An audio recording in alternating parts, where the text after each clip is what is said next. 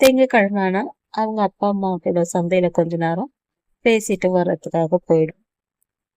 அப்படி போயிருக்கும் பொழுதுதான் எங்க வீட்டுக்கு 2 பேர் வந்தாங்க. அவங்களுக்கு என்னை பத்தி எப்படி தெரியும் அதுக்கெல்லாம் தெரியல.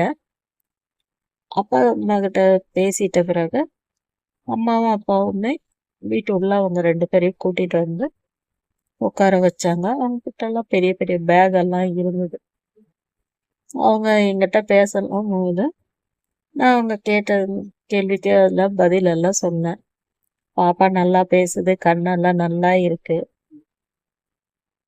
ஆனா கை கால் மட்டும் வராதபடி பண்ணிட்டீங்க. அதனோட லைஃபே நாசம் பண்ணிட்டீங்க. இது எப்போ சரியாகி இருக்க வேண்டியது.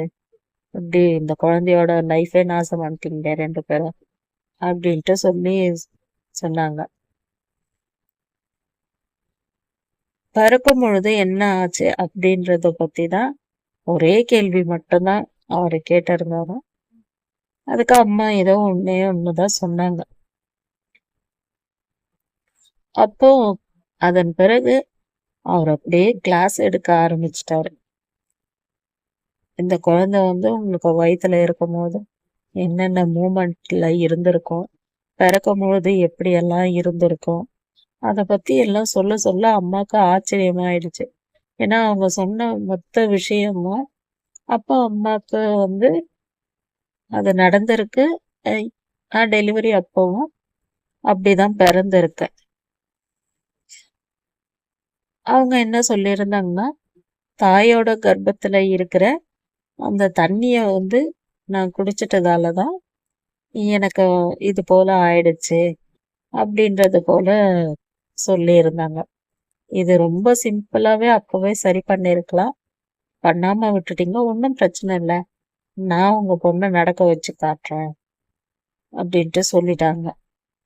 இவ்வளோ கரெக்டா சொல்றாங்களே அப்போ உண்மையா இருக்கும் அப்படின்னு சொல்லி அம்மா வந்து நம்பிட்டாங்க அவங்க சொல்றதெல்லாம். அதுக்கப்புறம் என்ன கையெல்லாம் பிடிச்சு பார்த்தாங்க. கையெல்லாம் பிடிச்சு பார்த்துட்டு, நான் சில மருந்துகள் கொடுக்குறேன், அதை நீங்க கண்டினியூவா கொடுங்க. ஒவ்வொரு ஞாயிற்றுக்கிழமையும் நாங்க வரோம் வீட்டுக்கு. எங்களுக்கு தேவையானது வாழை இலை, இந்த பாப்பாவுடைய சைஸ்க்கு இருக்கணும், ஒரு 3 கிடைச்சா கூட போதும்.